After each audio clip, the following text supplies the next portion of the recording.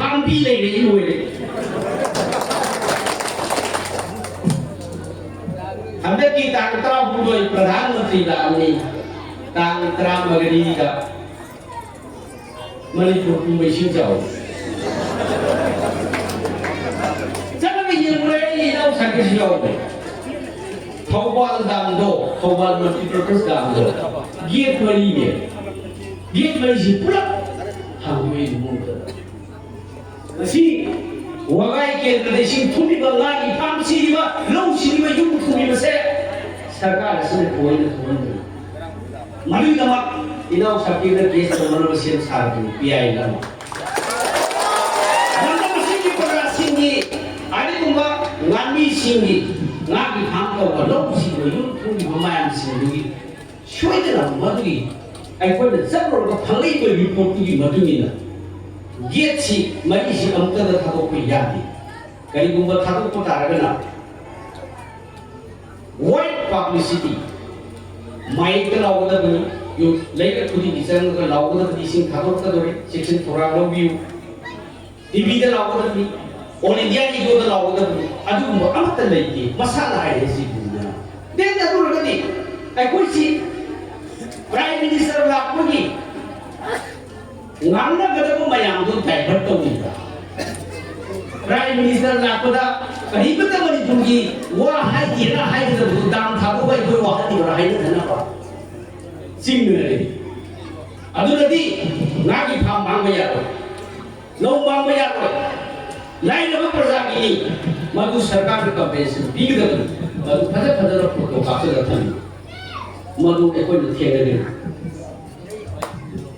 Madu not a question Sabulay, Padasing Ware, the city. Kila Kutimokaware, Ishim Zawi, Tahi, the Ishim of Zawi, Kani Zawi.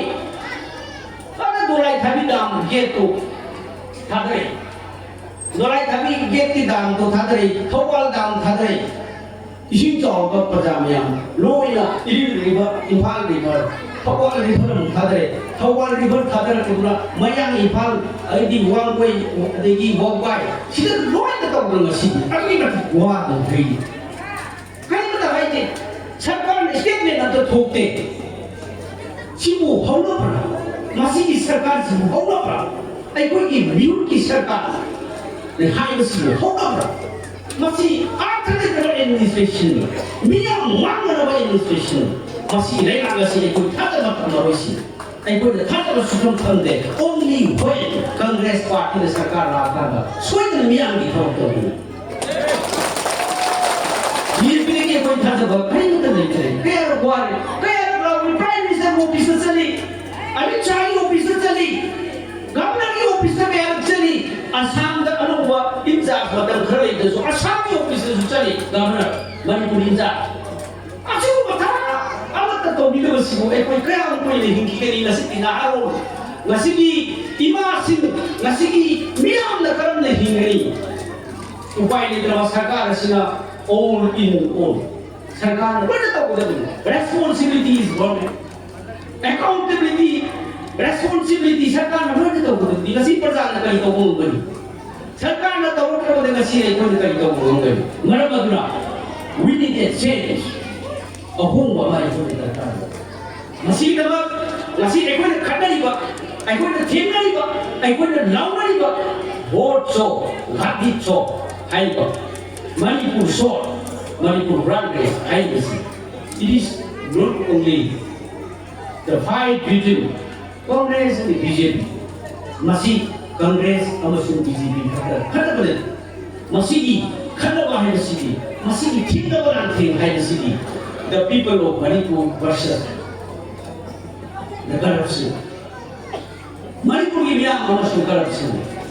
Nasi ki thengari ba langtheng thengna ka duri ba langtheng nasi Manipur biya amasung injustice.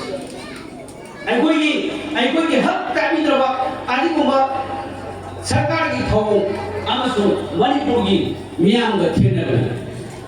Nasi ai koi thengari ba si the people of Manipur, Miam Praja, Miam Amasu, Masi, Asu corruption versus corruption. Masi, I could take the Ripsi, Miam the Ripsi, corruption in my opinion, lamdam asigi injustice ni lamdam asigi aipodi democracy chathandam sini lamdam asigi praja sigi future na sigi da mani maram asida koi BJP khata aipodi Congress party ni thingam na te kasi whole people of Manipur praja khudi makna ngasi masi aipodi thengna no kasi sadani ngasi ya sunaba